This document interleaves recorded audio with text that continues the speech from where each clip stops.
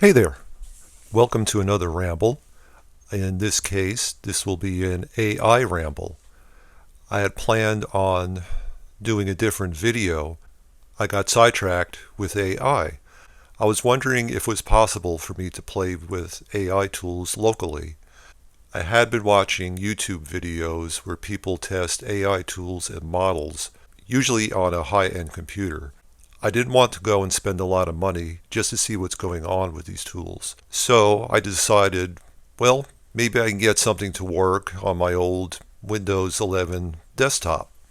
And for all of this, I used AI to help me along. I used Copilot and Grok. So let's start out with the big picture, and then I'll explain all the parts here. There'll be two parts to this. One is my local desktop computer, and the other is a third-party service on the internet, and I'll explain why I went that route. First, I have a local Windows 11 Pro Dell computer.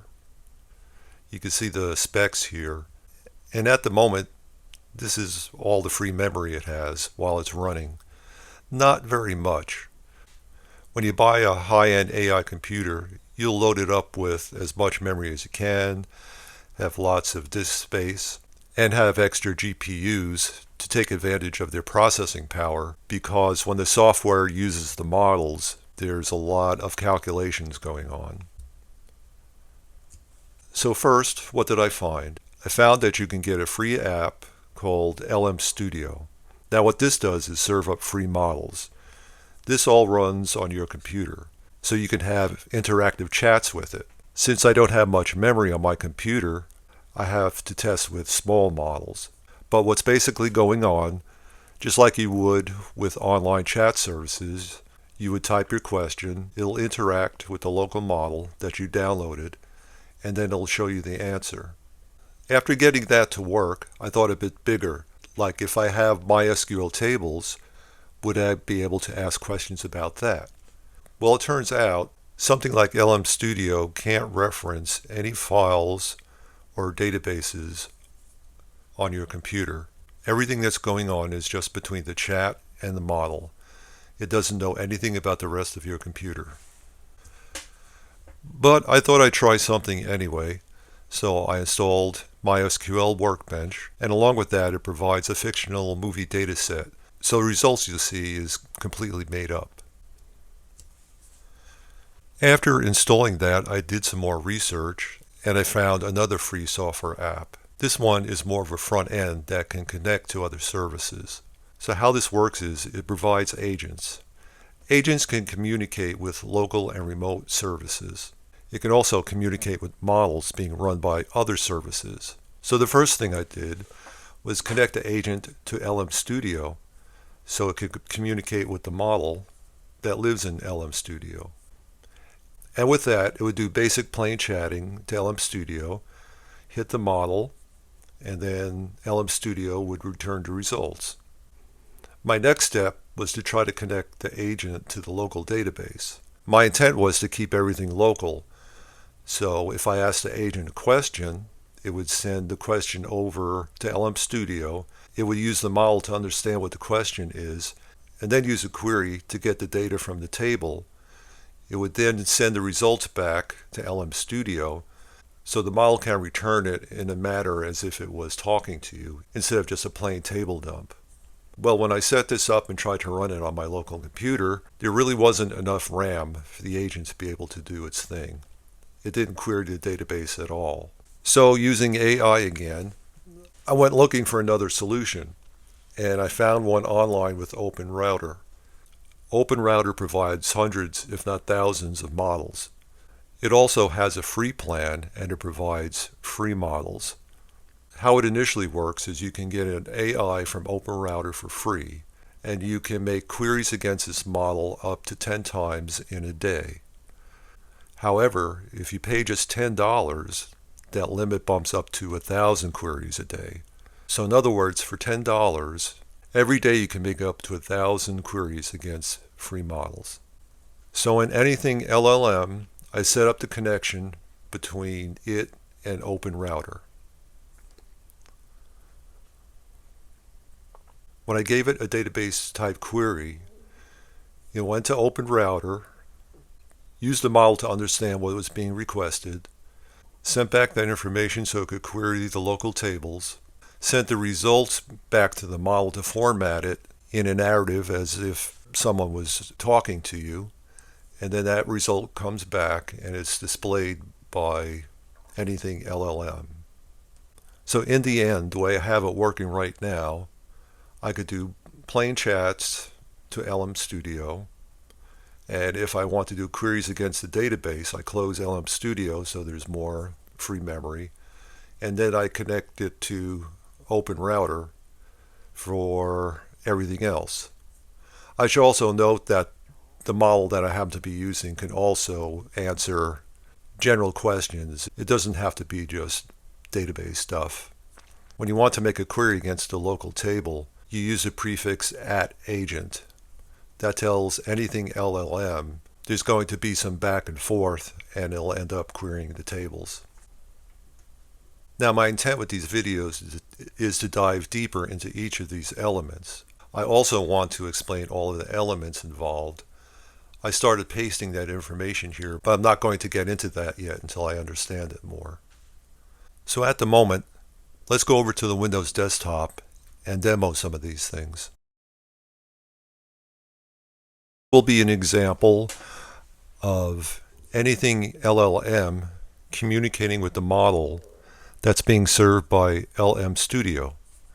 I have both windows open, and LM Studio is indicating here that it's ready. And I'm in my test workspace, and I typed a question down here: when was Thomas Jefferson born? So if this all works okay, we're going to see some action on this side. And what I think I'll do is just clear the log window so we start fresh over here. So let's fire it off.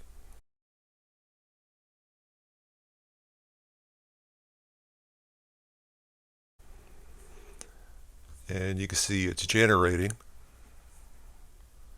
and it's responding.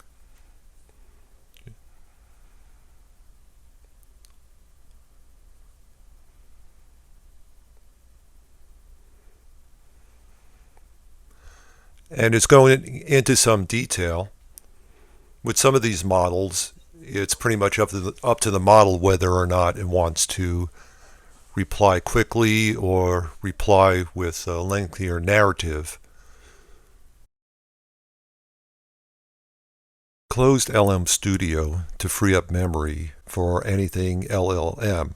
I'm running it from the command line. If you don't do it this way, then the agent will have trouble connecting to the database. It has something to do with Node. I'm not exactly sure what's going on there, but this solves that problem.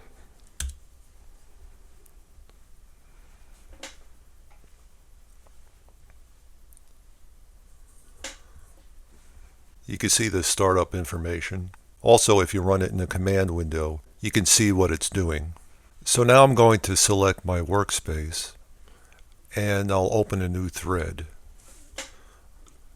I'll paste in my request, and what I'm doing here, I'm asking the anything LLM agent to list the most recently rented movies and to use this database connection. Adding this to your request improves its ability to find the MySQL connection.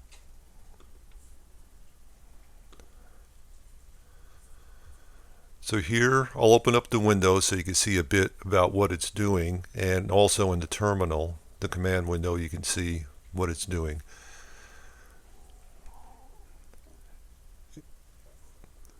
It passed a request to OpenRouter. OpenRouter came back and said, hey, I need this information from your database. The agent then is putting together the SQL that's going to run against the database.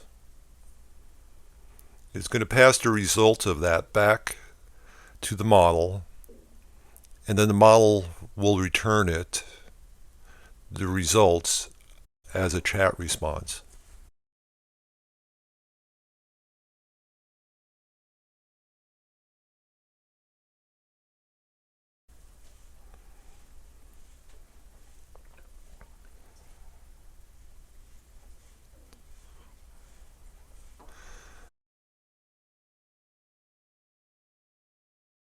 It's having a problem with this particular column, but it'll work okay.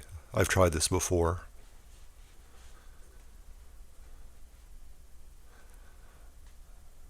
This takes a long time because, again, it's running on a older Windows system with limited RAM.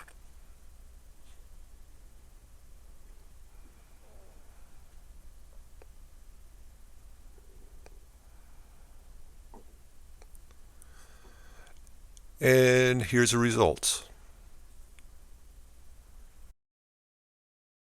Started a new thread, and here I'm going to ask what might be a typical chat question. Anything LLM will send this to the Open Router model, and the agent won't do anything with this because I'm not trying to get the answer locally from the local database. This is all the remote model handling this question.